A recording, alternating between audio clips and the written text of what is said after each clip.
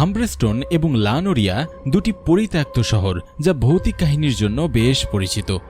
হামব্রেস্টোন চিলির আতমাচি প্রদেশে অবস্থিত। এটি প্রাচীন বাষ্পীয় স্নান কেন্দ্র এবং সুস্বাদু সমুদ্র তীরবর্তী শহর ছিল। 1960 সালের বড় ভূমিকম্পের পর শহরটি পরিত্যক্ত হয়ে পড়ে।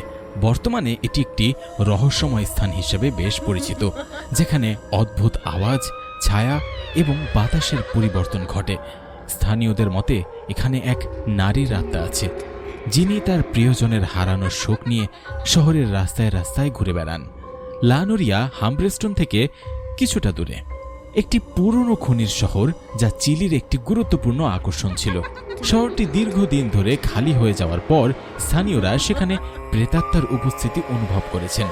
বহু পর্যটক এখানে অদ্ভুত ছবি ও ভিডিও ধারণ করেছেন, যেগুলো ভৌতিক বলে দাবি করা হয়।